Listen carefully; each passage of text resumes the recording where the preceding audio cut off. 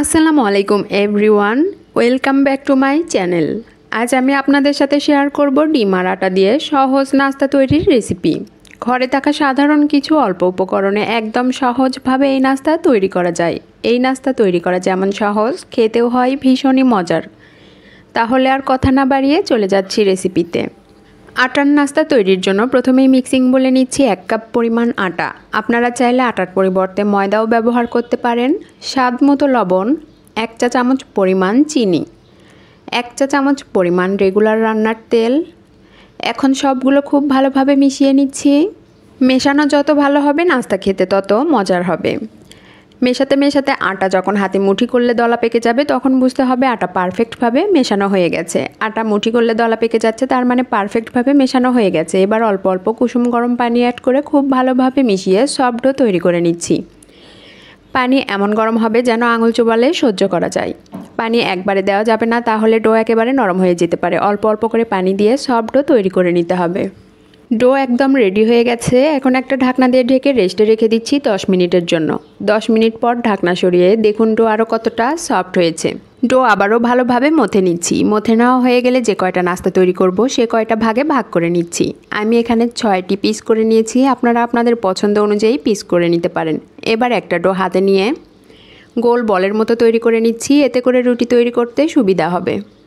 সবগুলো তৈরি করা হয়ে গেছে। এখন একটা বোর্ড নিচ্ছি, বোর্ডের উপরে সামান্য আটা ছড়িয়ে দিচ্ছি। এবার একটা লেচি বোর্ডে নিয়ে রুটি তৈরি করে নিচ্ছি।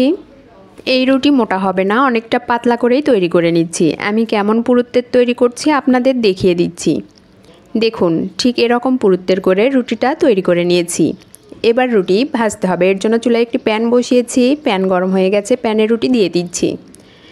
এক পাশ কয়েক সেকেন্ড হওয়ার পরেই উল্টিয়ে আরেক পাশ ভেজে নিচ্ছি। হালকা ভাজা হলেই তুলে নিচ্ছি, খুব বেশি সময় ভাজার দরকার নেই।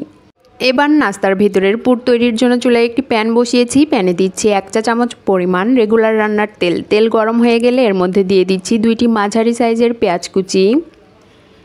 পেঁয়াজ কুচি হালকা নেড়েচেড়ে ভেজে নিচ্ছি। এরপর এর সাথে অ্যাড করছি 1/2 চা চামচ পরিমাণ আদা রসুন বাটা, একসাথে 1/4 চা চামচ পরিমাণ জিরা বাটা।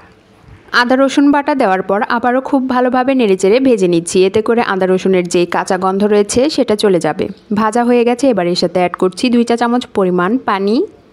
এবার এর সাথে অ্যাড করছি 1/2 চা চামচ পরিমাণ লাল মরিচের গুঁড়া, 1/4 চা চামচ পরিমাণ হলুদের গুঁড়া, 1/4 চা চামচ পরিমাণ গরম মশলার গুঁড়া, 1/4 চা চামচ পরিমাণ ধনিয়ার গুঁড়া, স্বাদ মতো লবণ। এখন সবগুলো আবারও খুব ভালোভাবে মিশিয়ে নিচ্ছি।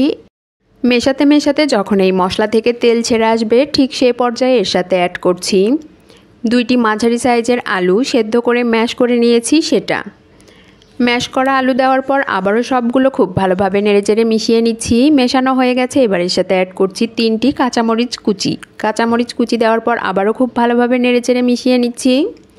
এ পর্যায়ে আলুর পুর রান্না হয়ে গেছে। এখন নামিয়ে ঠান্ডা করে নিচ্ছি।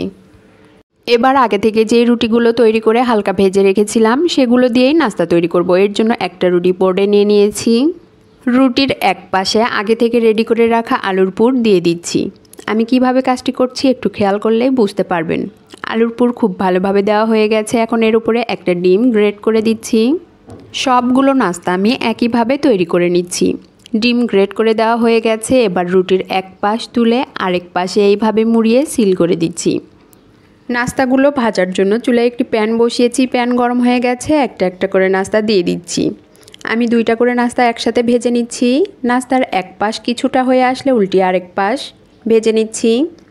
2 পাশেই হালকা ভাজা হলে এর সাথে অ্যাড করছি 1 চা চামচ পরিমাণ রেগুলার রান্নার তেল। তেল দেওয়ার পর আবারও খুব ভালোভাবে নেড়েচেড়ে ভেজে নিচ্ছি।